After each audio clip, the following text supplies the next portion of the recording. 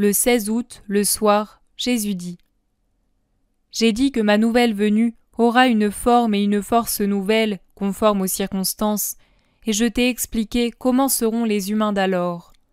Le temps de l'esprit doit venir. L'être humain est parti de ténèbres profondes et d'un énorme poids de fange, après avoir perdu la lumière divine de sa propre volonté, obéissant à la séduction de l'ennemi dont la vraie nature se dissimule dans le fruit qui enseigne le bien et le mal, c'est-à-dire qu'il a dévoilé aux humains ce que Dieu avait caché pour leur bien, à la matière, à l'esprit, au cœur. Vous seriez restés comme cela, purs, pacifiques, honnêtes, pieux, si vous n'aviez pas mordu dans la triple concupiscence, laquelle est douce à la bouche, mais plus amère à l'esprit que le mélange de fiel et de vinaigre qui me fut offert sur la croix. Tombé de sa demeure paradisiaque sur terre, écrasé par la révélation de sa chair profanée par la luxure, tourmenté par le remords d'avoir provoqué la colère du Dieu créateur, l'humain n'était plus qu'un pauvre être animal en qui se débattaient et montaient toutes les forces inférieures. J'ai déjà attiré ton attention sur la différence entre les préceptes donnés à Moïse et les miens, préceptes qui étaient nécessaires dans leur choquante crudité pour freiner les tendances de l'être humain, morceau de chair qu'animait à peine un mouvement psychique insufflé par une âme blessée à mort et assommée dans un coma spirituel. Le souvenir de la lumière perdue qui vivait au fond de l'âme poussait les pas vers la lumière. Cheminement très pénible, car la matière pèse plus que l'esprit et entraîne vers le bas. De temps en temps, la bonté de l'Éternel donnait à l'humanité des phares pour la traverser orageuse vers la vraie lumière.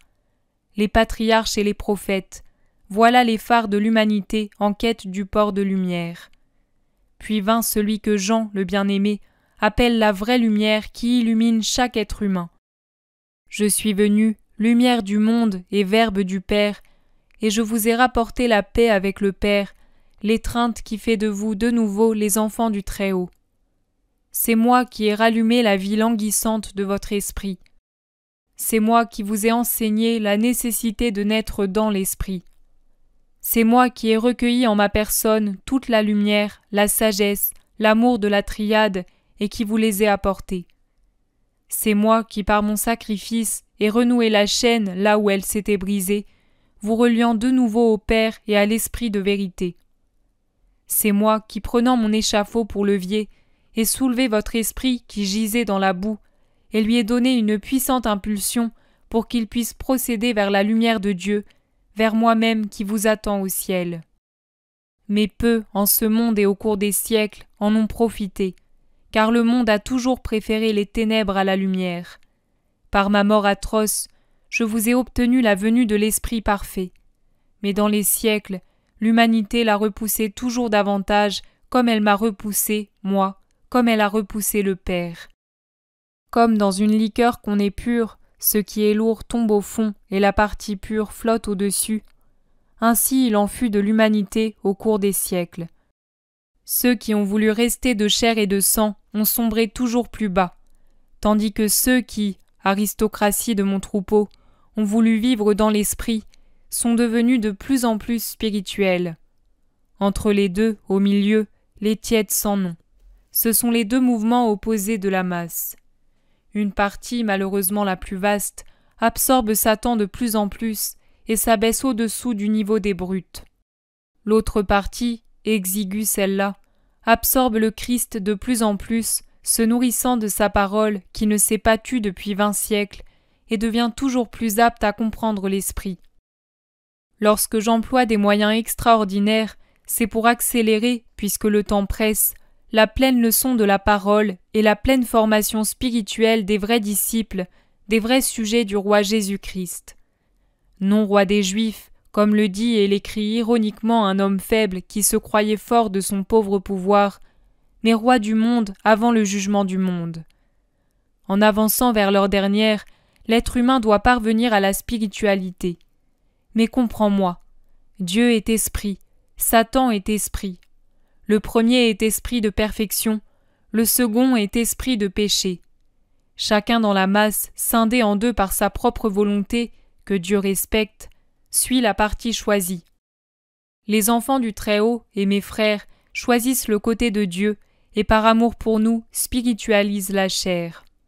Les serviteurs de Satan et enfants de la bête choisissent le côté de Lucifer et dans un esclavage qu'ils ont eux-mêmes voulu, ils étouffent l'esprit sous la luxure, font de leur esprit une chair et un sang corrompus et répugnants.